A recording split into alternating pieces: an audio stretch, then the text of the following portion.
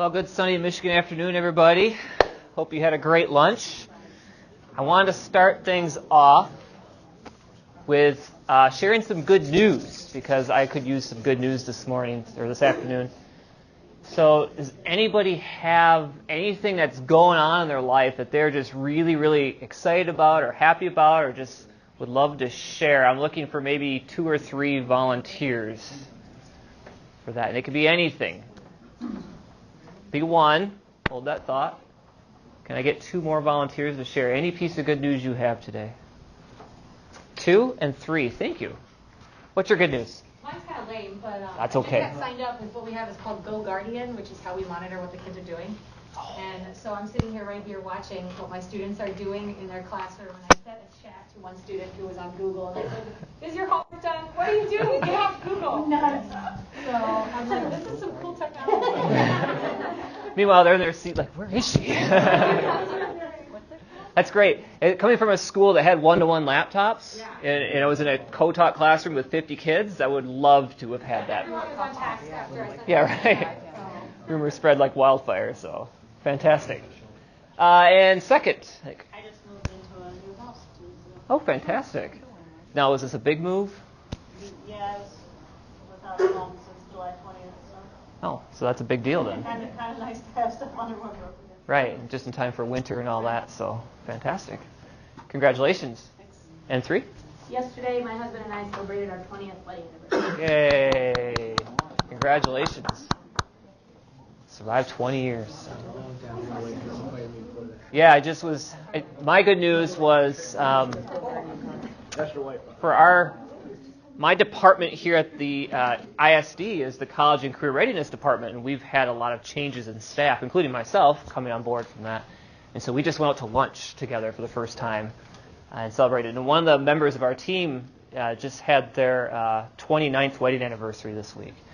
And so they're talking about they're going to Maine for their 30th. And I would love to go on a trip to Maine like that. That'd be awesome. So yeah. Well, welcome. I just wanted to kind of do a quick little plug before we really get deep into this here. So I just mentioned my new position at the ISD as the College and Career Readiness Department. And that same colleague who's just celebrating her 29th wedding anniversary is the person responsible for Groundhog Shadow Day. Have any of you heard of Groundhog Shadow Day? 2 people. What's that? No. Oh, no. Well, it's about the same time. So Groundhog Shadow Day is a program that the ISD helps organize that provides a day for students to get out of school and shadow a professional in a job that they might be interested in. And it happens usually on Groundhog's Day. But I think that's a Saturday this year. So it's going to be February 1st this year. And the big push right now is that this is a really cool opportunity. It's one of the biggest programs that our department offers. And it's limited, though, by how many employers we have signed up. So right now our push is to try to get employers to be willing to open up their doors for a few hours during February 1st to bring in a student to let them kind of follow them around for the day. And what she was telling me was that there's a wide variety. It doesn't matter if it's like construction, manufacturing, healthcare, IT, education. All fields we're looking for all fields to be represented. What she said happened last year, though, was only 3 teachers signed up. And she's like, you know how many students want to be a teacher? And they only had 3 teachers to sign up for shadows that day. So what she would ask me to do of you is to share this card with you. And if you yourself are interested, or if you know of somebody else in another profession that might be interested in hosting a student for the day, would you pass this card on? And on here is the website to go to the form to sign up for that. Again, the more professionals we have signed up, the more opportunities we have for the kiddos. So I'll pass these around to you there. So that's my selfish plug to begin with. And I know there'll be extras probably, so just kind of pass them around the room for me, and just put the extras in the back table if you don't mind. So, just a real quick review. I mentioned I'm new in this position at the ESC. I mentioned it last time, and I had spent 16 years prior to this as a classroom teacher, primarily at the high school level. And I thought it would be important today to just start off with going through what my expectations are of this group as we move forward for our next 4 meetings. And I know a lot of you Iona people have to leave early today, so I want to make sure I cover that well. We have as many people here as possible. But last time we did a wonderful job of establishing our group mission statement, which I have written out and put on the board back here behind me. And we'll look at that again today. But I want to make sure that we're clear what my expectations are of our group as we move forward. I know last time I said I didn't want this to just be me. I want it to be us. And I do believe that. But as the facilitator of the group, I have certain expectations when I walk in here and when I'm envisioning what we're going to do with each session that I want you to know. And I start off, I found this quote by Mark Twain. It says, "It ain't what you don't know that gets you into trouble. It's what you know for sure that just ain't so." And you've probably heard that before.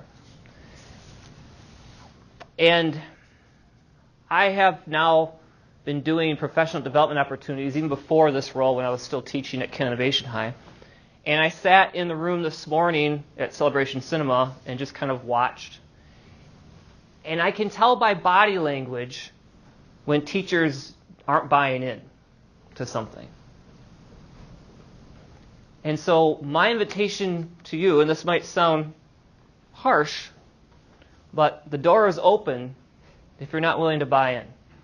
And I'm not saying it was anyone in here that was like that, by the way. But I want to be clear that if you are in here, I need you to be willing to consider trying the options we're going to talk about. Last time we touched briefly on some of these ideas might seem elementary. And for a lot of you who are secondary people, there's a reason that I'm standing here today as a former secondary teacher talking about these strategies. I've used them in the classroom. And I know they work. And it doesn't matter the demographic. They will work. It's just a matter, are you willing to take the chance to break out of that comfort zone to go there? So I would ask, just think to yourself, do you already have the perfect collaborative environment in your classroom? And I assume I know the answer to that, and I know what the answer is for me, and so keep that in mind as you move forward here. I want you to break out of your comfort zone as we get into the deep discussion. One of the pieces of feedback I got last time was great, and it was, we want to find strategies that are research-based.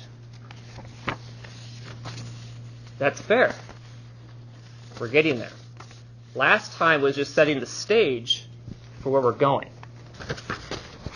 If you look at the mission statement, which I know we spent a lot of time working on the language for last time, we said, as a community, we believe in building a safe and collaborative learning environment where all members actively participate in productive, authentic discourse around meaningful tasks. There's 2 words that I highlighted in pink squares, which are probably hard to see from back here. And they're the words safe and collaborative. Does a safe environment just magically happen? No. And I've been guilty of trying to will it to happen myself. I've walked in first day and said, this will be a safe classroom. Remember, this is a safe classroom. Don't forget it's a safe classroom. It doesn't just happen. So we are going to go into some strategies for how to develop the safe classroom, as well as the collaborative classroom. And a lot of the collaborative pieces are things that you may already do or may have already seen. In fact, Rusty and Marcus and Andrew are great at doing these things during the morning sessions, whether people realize it or not. But it's a matter of being brave enough to make it become a habit in your environment, to make it happen. So this is something just to keep our mindset squared away as we move forward here. And it's to think and act positively. So I want this truly to be you with me, not me trying to beg you to try things. I also work with a group of brand new teachers. It's called the New Teacher Community. And we meet roughly every other week, and it's teachers in their first 3 years of their job. from all over the county. And last night we talked about diversity, equity, and inclusion. And I said, what a shame it would be to walk out of here and never use these things in your classroom that we talked about. Then what's the point? So again, the challenge is to apply things when you leave here today. I keep this by my desk. This is the mindset I want us to kind of keep in mind as we go forward. When you think laterally, you create positive change. When you resolve conflicts, you create positive change. When you look for the best in other people, you create positive change. When you bite back an ugly remark, you create positive change. When you uphold peace in any small way, you create positive change. When you stand for social justice, you create positive change. When you see your desire for happiness reflected in other people's lives and act more compassionately, you create positive change. When you appreciate and rejoice in difference, you create positive change. And when you look at the world from other people's perspective, you create positive change. And when you take care of your physical environment, you create positive change. When you grasp your interdependence with all living forms, you create positive change. And when you give up a little tension and gain a little humor, you create positive change. When you refuse to be hurried, you create positive change. And when you give thanks for the blessings of existence, you create positive change. Positive thinking and acting is never about you only. It profoundly affects the people you directly influence and changes the world around you. I've had a few meetings in my brief time in my position where I've met with teachers or counselors who said, we can't do this here because it won't work. I just had a counselor at a local district this week. I said, well, that won't work here. We can't do that program here. So my partner, she suggested another idea. She's like, no, we can't do that. We can't find any chaperones for that. And I finally couldn't help myself, and I said, so what are the barriers? And she's like, well, it just won't work. You are the gatekeepers to what's going to change those kids' lives. That counselor was, based on her opinion, was not letting these opportunities occur for her students. The same applies to us in our classrooms. If we decide that these norms of collaboration, for example, are too childish or we don't feel confident enough to try them in our classroom, that could make all the difference in what ultimately comes out of your classroom environment.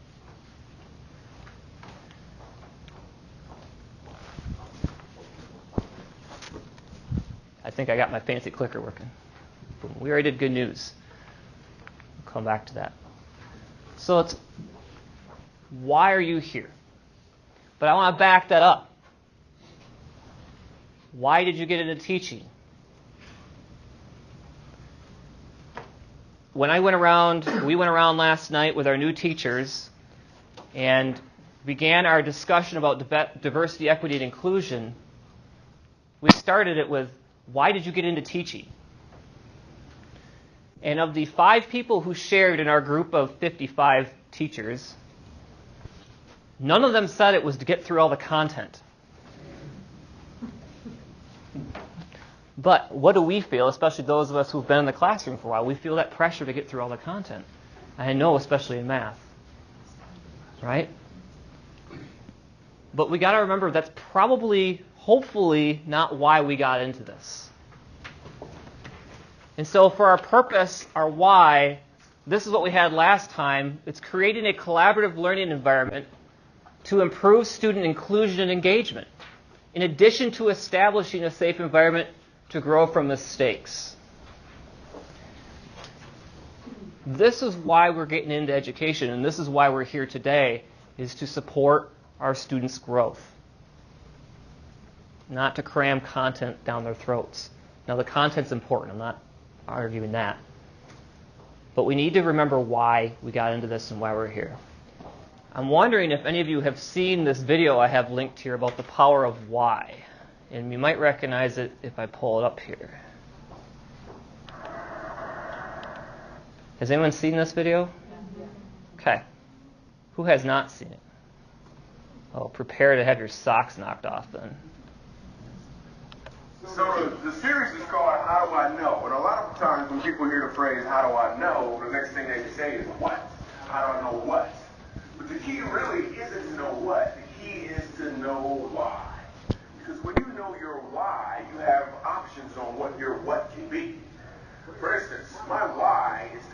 people to walk in purpose. My what is stand-up comedy. My what is writing books. My what can be going out with some friends to eat. In fact, another what that has moved me towards my why is a web series that we have out now called Break Time. So every Wednesday at 3 o'clock, you should subscribe to the channel. We do a series called Break Time on YouTube. So 3 o'clock, we drop a new episode. One episode in particular, I'm about to show you a clip to. We were in Winston-Salem. So Break Time, this is how it works. I travel the country, I do stand-up comedy, probably an hour, hour and a half at an event. And in the middle of my show, I'll just sit down and start talking to the audience. And funny just happens. Or I'll meet somebody who's really interesting. So I met this one guy, and he said that he teaches music at a school. I was like, all right, you teach music, can you sing? And then I'm just going to show you a clip. So check it. So you're a musical director? Yes, sir. All right, so let me get a couple bars of like Amazing Grace. Can you do the first part of that? Go ahead. Amazing Grace, how sweet the sound that saved a wretch like me. Wow. That bro could sing. You know what I'm saying?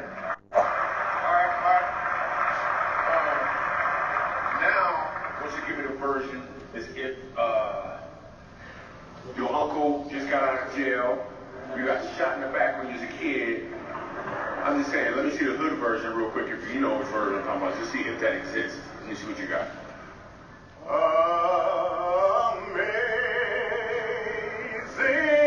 Amazing grace, how sweet the sound that saved a wretch like me.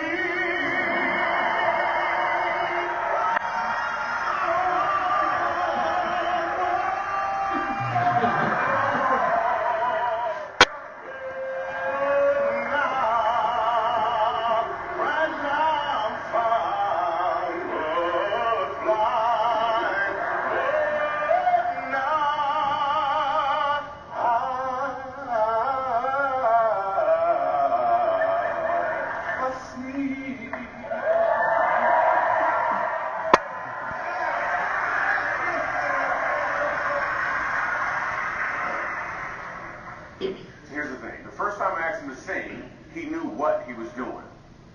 The second time I asked him to sing, he knew why he was doing it.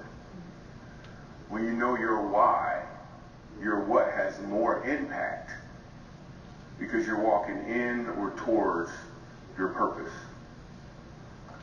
So, I've seen that video many times, and I use it with my cross-country and track teams that I coach. And it still gets me every time I hear him say at the end. So my job is to help push you out of your comfort zone. Your job is to remember why you're here. Fair? Okay. So our inclusion activity is what might you remember from our first breakout session? And we would like you to take 2 minutes, just kind of individually and silently jot down your thoughts about this question. Do you still have your journals from this morning? Just use those, or just use a scrap piece of paper.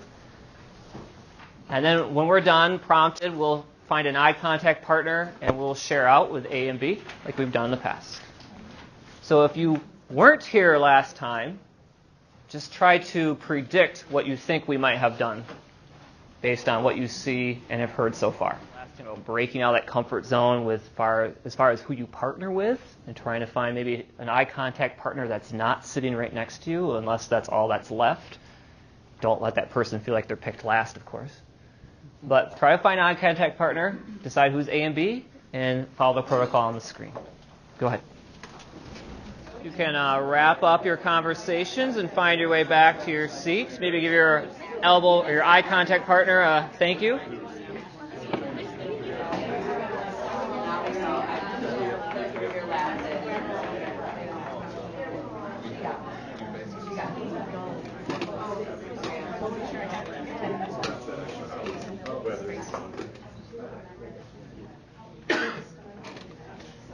Oh, thank you. I melted my heart to watch you guys get up and move around the room, so thank you. Well done. What were some thoughts that might have come up from our previous conversation that you recalled on today? Yes? We talked about what our ideal classroom environment looks like and sounds like. Okay, thank you. Anything else? Yes? We talked about how we did it in one person, table partner, your table, the half of the room, and Sure. how we kind of worked it through all the different steps. Okay. And the purpose being that we were trying to create a shared ownership in that idea. So, was there anything else that came out? Okay. How many of you have a class mission statement already in your classroom? Okay. Do a social contract. A social contract, yeah, different names and all that. Yeah, it was interesting. Shortly after we had met last time, I had an opportunity to visit one of the elementary schools in the Kentwood district. And it was something completely different. It was actually coding. And as I was walking out the door, there it was right on the door, where the kids could see it when they walked in and out of the classroom. And so I started looking at it, and I should have taken a picture, but a lot of the same things that we had here were on their social contract, and it was a 4th grade classroom. So same ideas. It just looked a little bit different because it was their handwriting, which was a little bit different than my handwriting there, but same ideas were there. The challenge is not forgetting about that. Does it sit on the door for the whole year and just sit on the door, or is it a living, breathing, active document that you're reflecting back on? And so that's the key. In my experience, the key was the consistency of revisiting the class mission statement or contract or whatever you call it. And it became sort of a leverage piece for me as I was managing my classroom, in addition to the norms of collaboration, which we'll talk about today. So you might have sensed, when I was talking about my expectations, you can kind of sense some of my passion. And Rusty talked about his journey this morning that led him to where he is right now. And my journey was similar in the sense that I've come from a classroom where, again, I had students from all 20 school districts and some charter schools in Kent County coming together for the same math/physics class. And I could see the disparity in opportunity that my students in my classroom had. But I could also see how the strategies that we used when I was first in the classroom, it was with Rusty. He was my co-teacher. And then after he left to take his job here, it was Marcus, was my second co-teacher. So I've done these things with Rusty and with Marcus in our classroom, and I know that they've worked regardless if my student was from Cedar Springs or Kentwood or Godwin Heights or wherever they came from, Sparta, TK, Lowell, they were all over the place. So it worked. We were able to create a climate, a culture in our classroom regardless of what their socioeconomic background was. And then it gave opportunity because the students felt included and they felt safe and they felt welcomed. And it was okay for them to maybe not have the same mathematical experiences that their classmates had. It still created a safe environment for them to try to push themselves to grow. So the class mission statement was vital for us to build that foundation.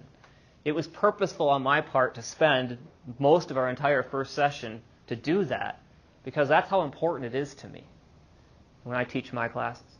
And when I have had other PDs that have gone on for more than one day, I start with teachers doing the mission statement. One of the other things I do is project-based learning, and I had a group of teachers this summer for 3 days. We started with our group mission statement. What did they see in an ideal professional development was what we focused on. And we stuck to that. So that's my bias, but that's my passion, and that's where my expectation is coming from. I've come from a school where I've had the opportunity to share these experiences, and I've seen that teacher that says, I can't do that because I don't have time. Or this is the best one, I can't do that because I don't have the same furniture you have in your classroom. We had steel case furniture, which I get was nice.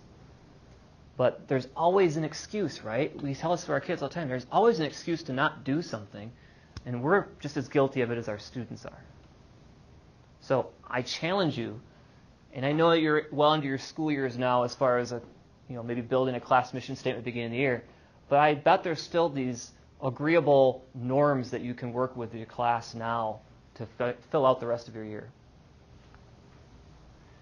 our outcomes today is to continue to examine our values and beliefs and identity as it relates to being a facilitator of learning.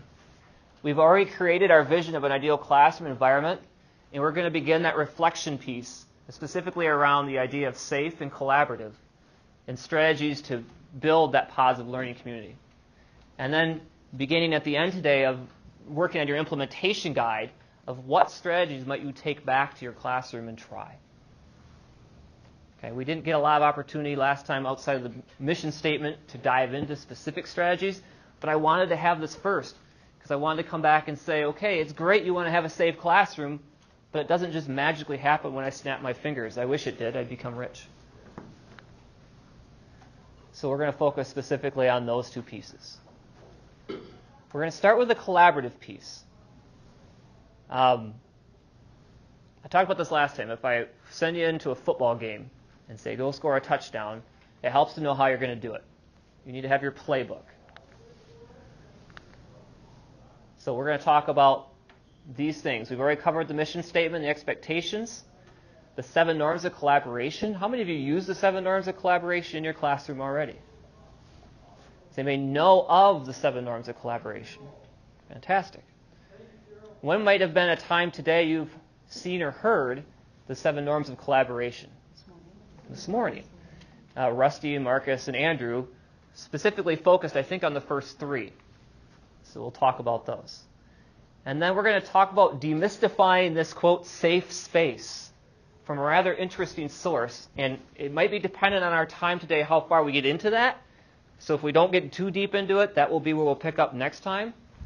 But we're going to be referring to a certain book, which you might not figure of looking into for resources to building your safe environment. It's called Not Light by Fire, How to Lead Meaningful Race Conversations in the Classroom. The first chapter in this thing is gold for building that collaborative environment, or that safe environment. So we're going to be digging into that and the research that's behind it too. So I already talked about my expectation. These are the 7 norms of collaboration. Pausing, paraphrasing, posing questions, putting ideas on the table, providing data, paying attention to self and others, and presuming positive intentions. I believe we focused on the first 3 this morning. I know they've done a very good job of addressing paraphrasing in our first meeting earlier this year.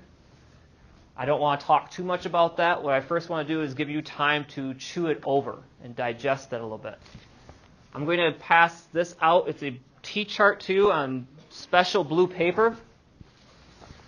And I believe we're going to partner up in this. And so what I'm going to have you do is just partner with someone who's ideally from a different school than yours.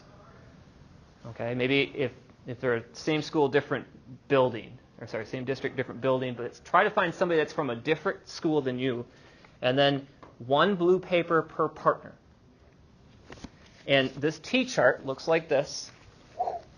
Fancy, I know. I'm able to Google, give me a T-chart template and fill in the words. It was really hard.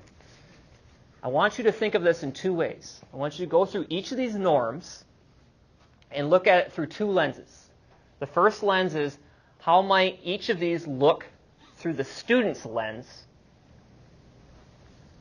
And then how might they look through the teacher's lens? So what might a student see or hear or recognize when it comes to pausing or paraphrasing or providing data? And what might you see or hear from a teacher, or be the teacher and imagine what you would see or hear in a classroom with these norms? So you can figure out how you want to put that on this T-chart. But on one side I have student lens, and the other side says teacher lens. Any questions? Yes? Can you give like a specific example? Sure. Let me think of one on the spot here. Paraphrasing. So from a teacher lens, the student might respond with an answer, and I might say, so what you're saying is, let me make sure I understand you correctly, is that when you move the decimal point this many places, that changes this answer to this. And they go, okay. From a student lens, it shows the teacher understood what I was saying or was actively listening to me. Okay? Or it helps the student to realize, no, the teacher didn't understand me, so let me re-explain. Or from the student lens, it might be them trying to interpret what their classmates said. Or it might provide them a safe way to participate in a conversation because I gave them a sentence stem, so what you're saying is. Okay? So you can be creative in how you want to view that lens, but I want you to try to put yourself in two different roles. All right. We will take a few minutes to let you digest that. The blue papers are right here on the center table. Find your partner. And we can go find somebody from a different group or a different school. And in your mind, what might these things look and sound like?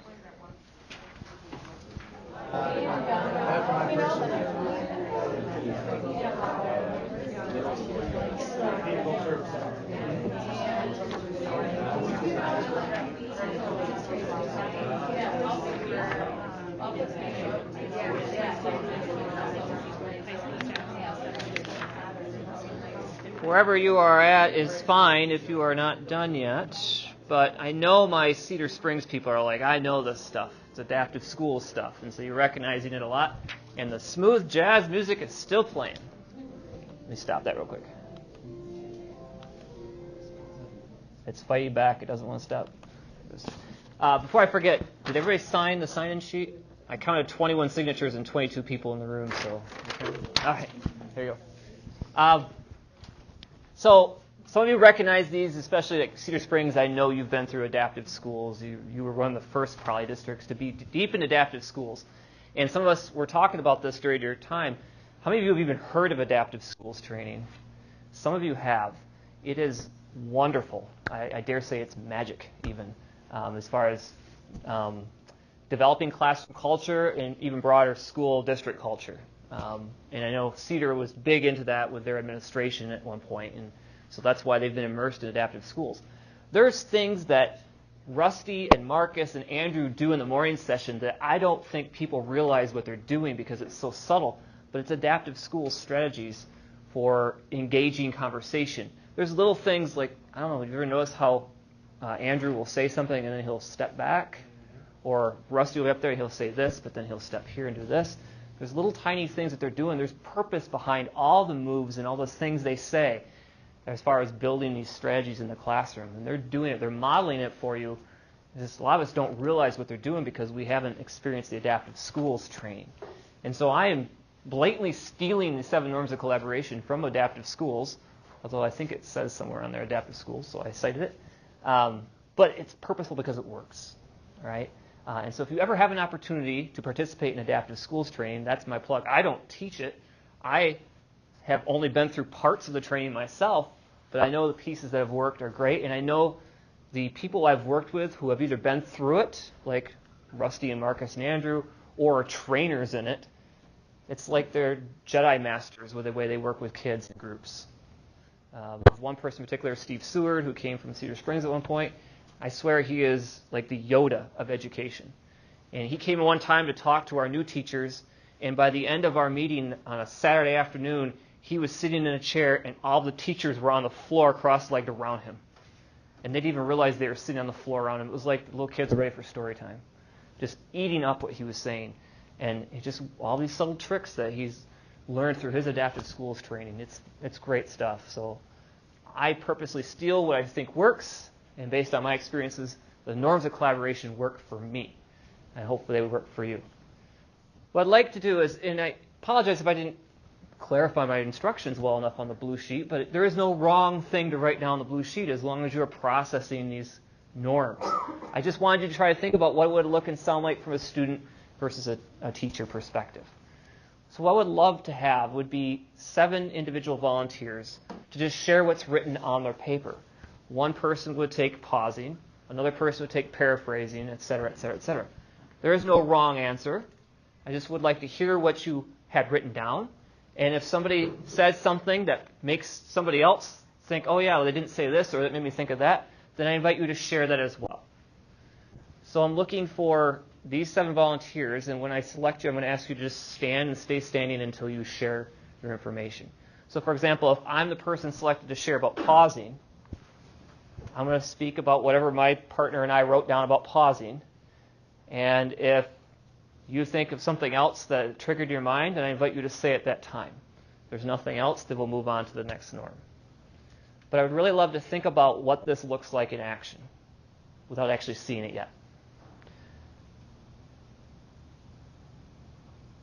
I'm practicing pausing myself to making sure I said everything I wanted to say.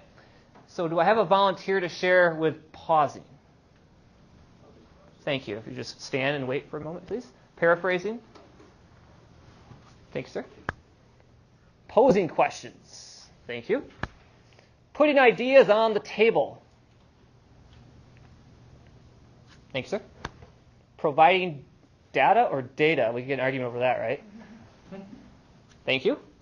Paying attention to self and others.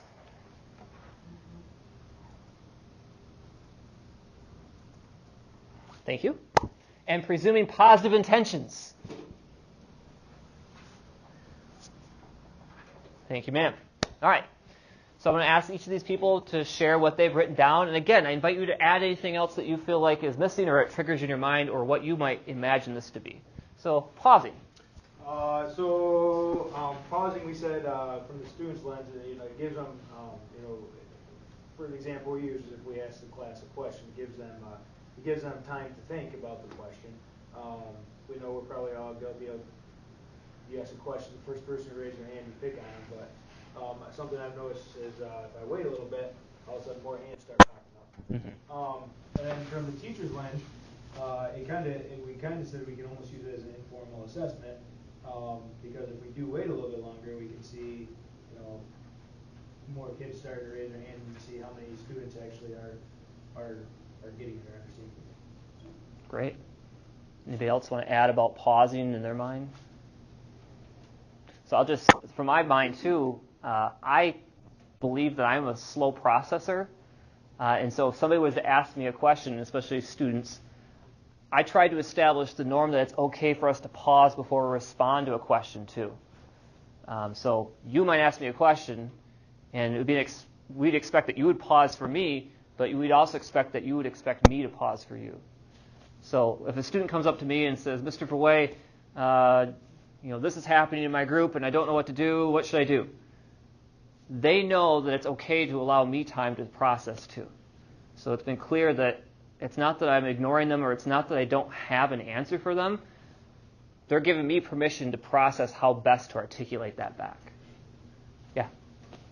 Piggybacking on that, it's not in class, but even with my own kids at home, when they ask you something, I'll tell them, I'm just thinking, I'm not ignoring you, I'm just pausing, I need to figure out because my first response would want to be no or right. Whatever it needs to be.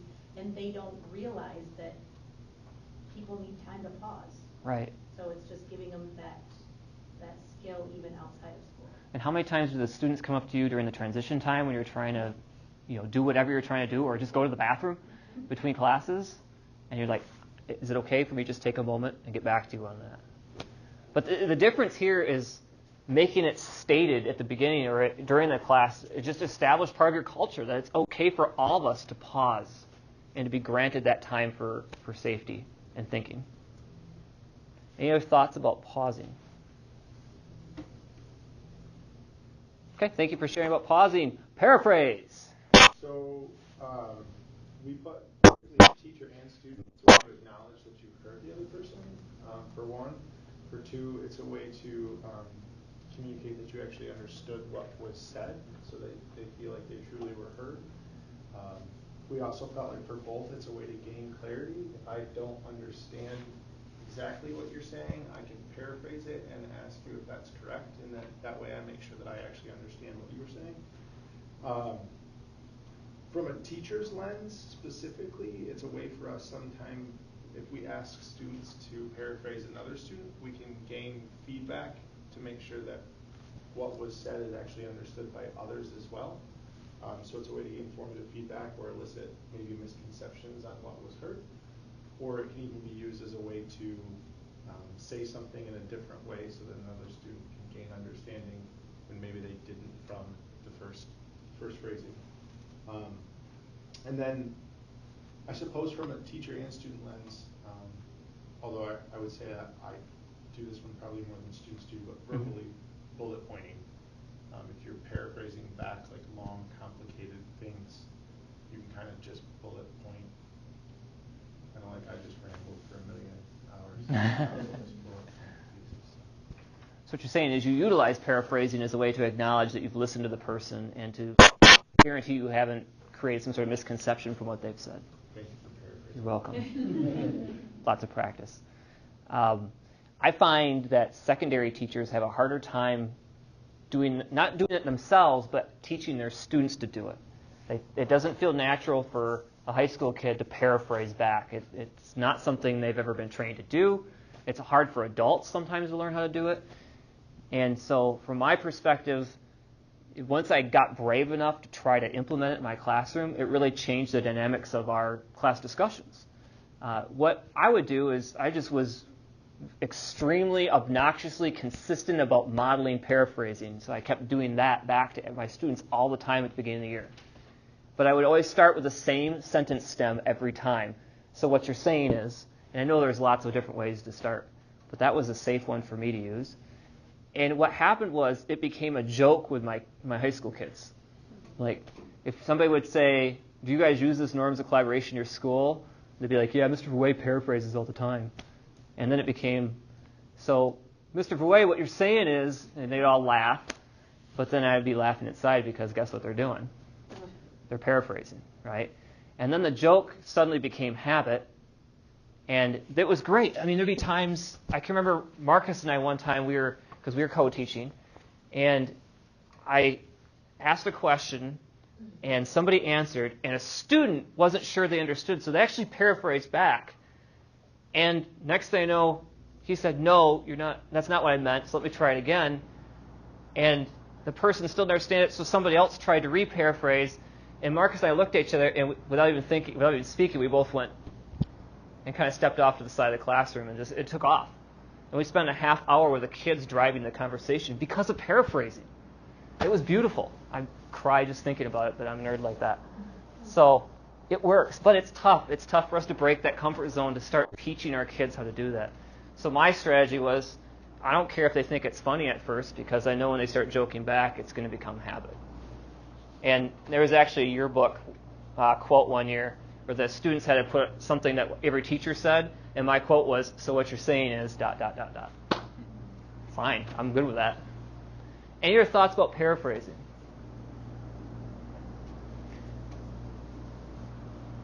Thank you. I would highly recommend thinking about this one as far as your implementation guide for later today. Okay? Because it's a tough one. If you can get brave enough to go after paraphrasing, then I think the rest of it kind of falls in place. And it doesn't have to be grandiose. It doesn't have to be magical every time. But it's just a good listening skill, period. So I'll stop on my soapbox on paraphrasing. Who had posing questions? Thank you, Ben. For the student lens, I said that students need to keep asking and that they have a responsibility to understand.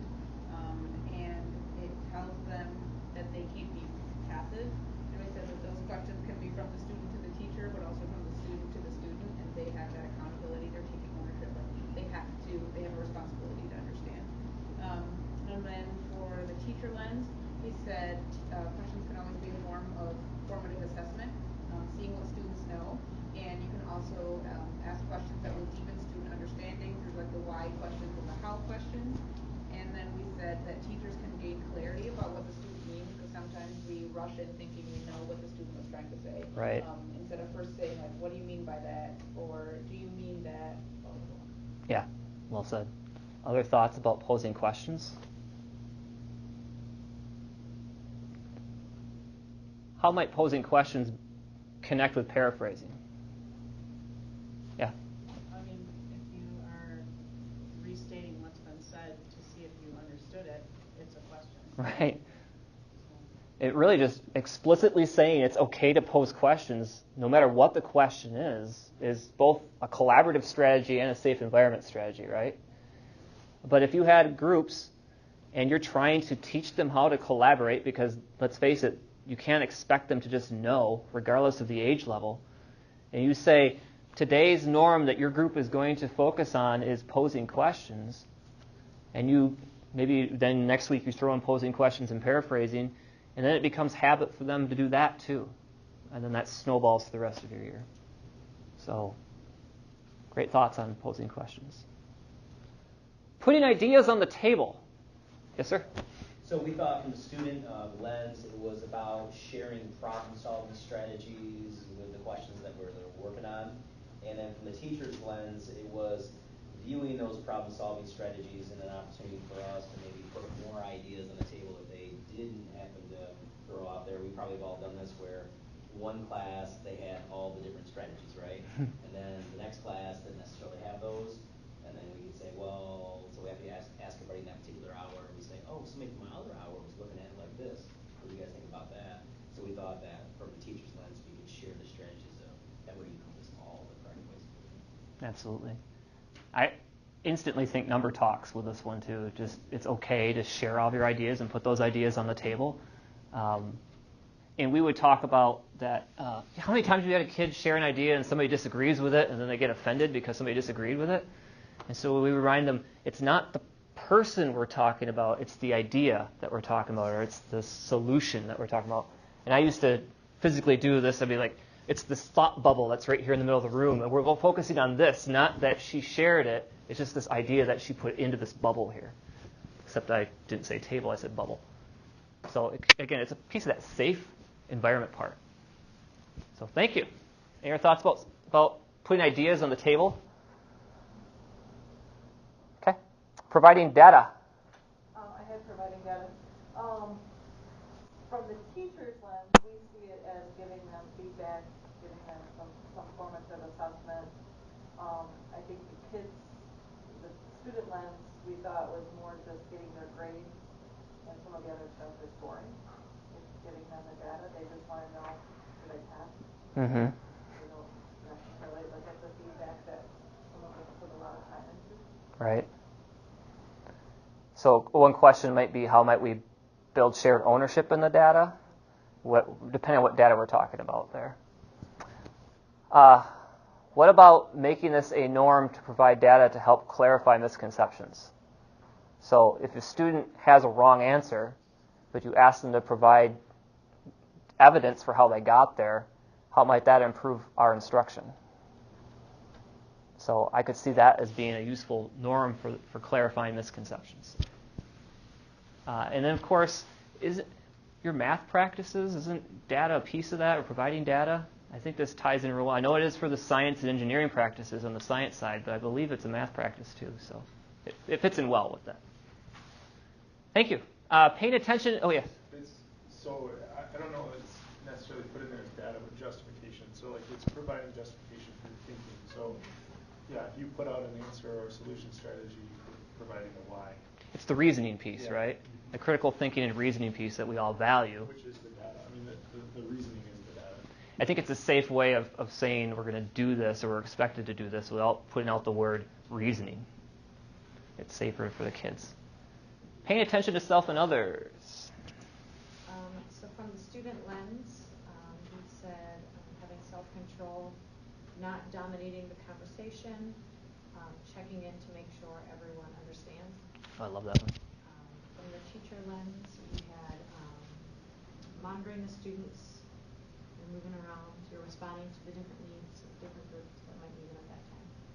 Fantastic. Other thoughts on paying attention to self and others?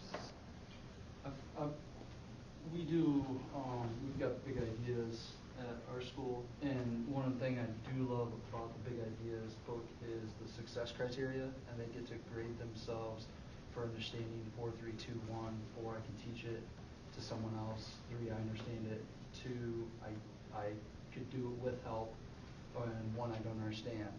And as far as paying attention to the self is when we get the journals out and we do examples, is watching how many of those kids do 4s and 3s, and I'm walking around the room and seeing what number that they circle on there.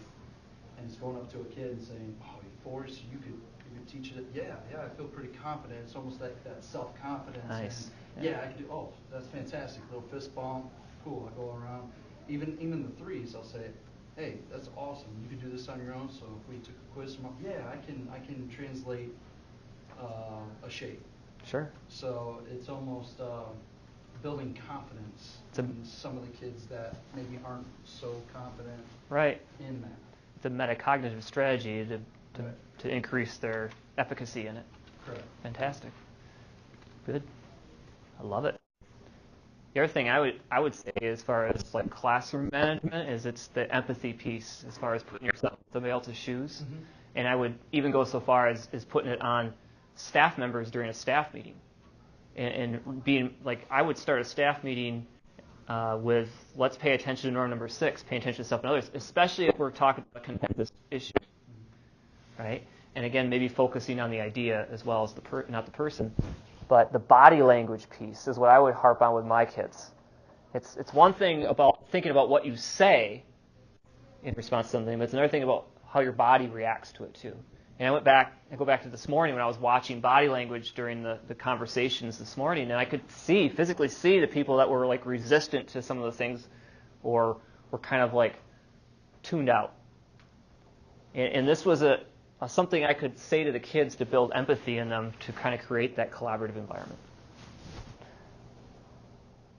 Thank you. Appreciate that. Anything else on paying attention to self and others? And last but not least, presuming positive intentions.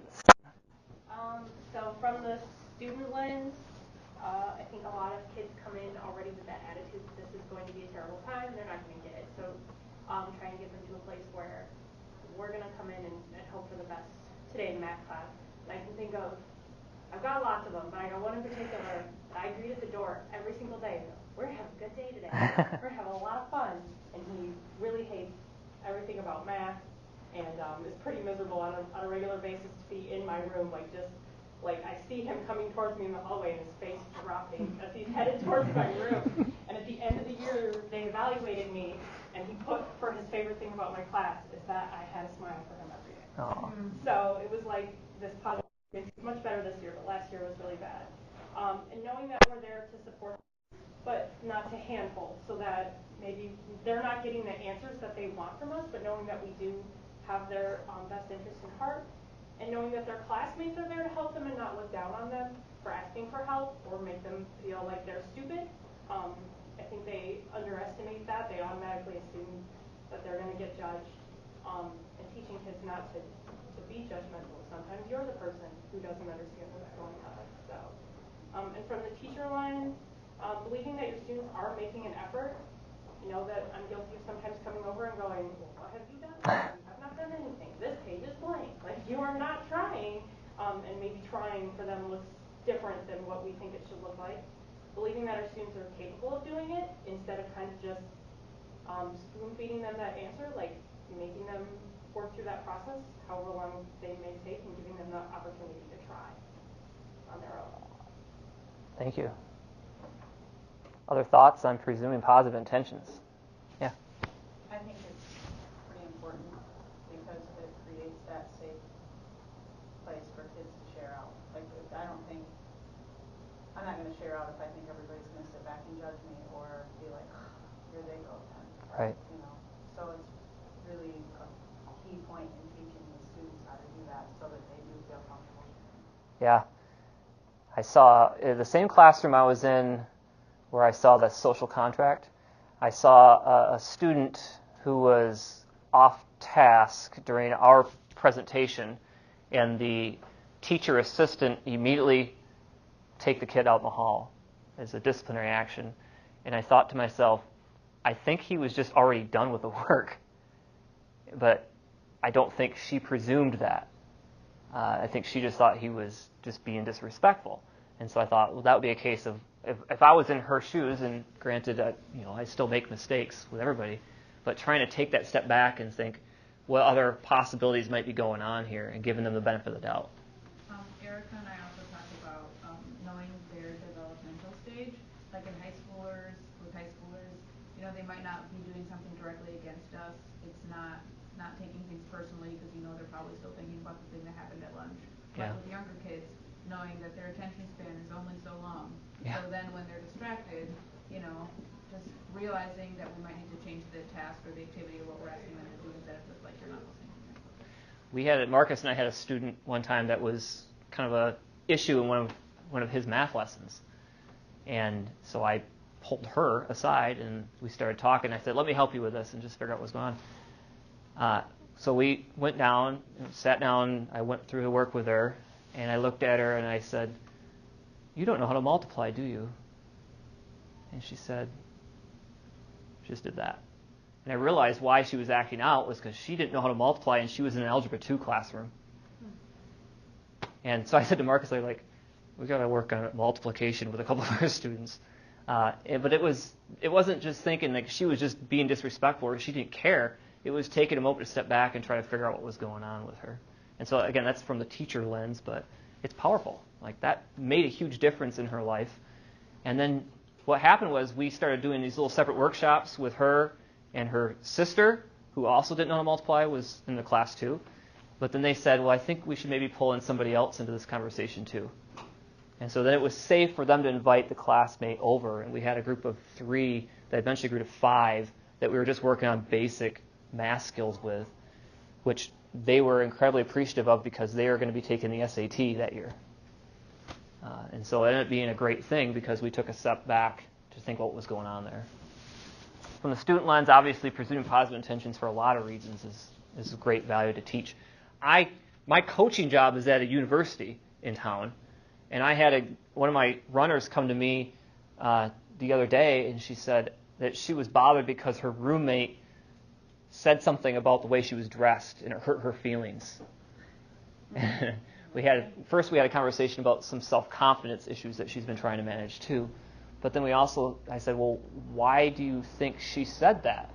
What might be some reasons that she brought that up? And in the course of the conversation, she realized that maybe it wasn't meant to be a negative comment, that maybe it was meant to be something else. And I said, so there's value then in you recognizing that you should maybe presume positive intentions before you immediately react to your roommate? And she said, yeah, I guess so. So we have all these adults and college kids and high school kids and elementary kids that we still need to work on this idea of presuming positive intentions. And I know I'm guilty of that all the time too still. So. I think one thing I've challenged my students to try and do this year, because one of our main focuses in Fremont is we've got this negative concept with a lot of our kids, and they deal with a lot during the day. One thing that I've tried to get them to understand is how much of your day was actually bad. Did you have a bad 15 seconds, or a bad 30 seconds, or just a bad comment, and you'll let it affect your entire day? And we as teachers, we have one bad class, and it can affect us throughout the day. So one of the things, I had a terrible second hour. I thought I'd get through 3 things and transformations, and we got just stuck on 1. All right. And so I was exhausted after the period, and my co-teacher said, well, don't let that affect your day. I said, that's just one bad class, and the rest of the day was fine. But getting our kids to think that way, like you just had a bad 30 seconds, that's okay. Don't let it affect the rest of your day. And we talked about that just one entire class period. And it's amazing you put that to them, and then one kid goes, yeah, I got into an argument with my mom on the way to school, and then first period I didn't even pay attention to what was going on because I was thinking about my mom and I getting into that argument. Right. And so then it stems to, yeah, my brother and I got into a fight the other day, and it just kind of, so it was the entire class period of just talking about, almost letting that roll off their backs and not letting it affect the entirety of the day. It really became a conversation about growth mindset. Right. And it snowballed from being a content-related topic Correct. to life in general. Right. And Right. I think about it, too, in terms of, we talked about equity this morning and the barriers that are out there. And so that's one way to kind of think about some of the barriers that might be out I'm there. trying to model that myself as a teacher. Oh, yeah. If I want my kids to do that, then I've got to model it myself. Yeah, absolutely. And I think it's okay to call yourself out on that, too, in front of the kids. Mm-hmm. As tough as that is for me to admit that I made a mistake. And I've had kids call me out on it. And I'll be like, yeah, you're right. I didn't. So, yeah. Other thoughts? So So what I want to do is I really want to encourage you to try to implement some of these ideas into your classroom as soon as even maybe tomorrow, if you could. So when you're getting a chance in a moment here to go into your implementation guide, I want you to think about what's maybe one, if you want to just start with one of these norms that you want to just try to create as a habit in your classroom. I didn't have rules posted in my classroom. I had the mission statement, and I had about 5 or 6 posters for the norms of collaboration around my room. And all of my classroom management was based on those 2 documents. So I felt like I could handle any classroom issues with these 2 things. It may be some creative thinking sometimes to think about how I was going to apply it in the moment, but I really relied heavily on those things. So I'm going to skip ahead a little bit here so we get time, because I know some of you got to go early with various things. So let me back up real quick. This document right here, I just included that there to show there is research to back the norms of collaboration there. So just be aware of that. Please. You're going to sing for us? Okay. But why don't we log into our Google Classroom right now and start taking care of some of the implementation guide that we get to fill out. That was something else I was going to say about your growth mindset thing, was this idea of getting to do something versus having to do something. Yeah.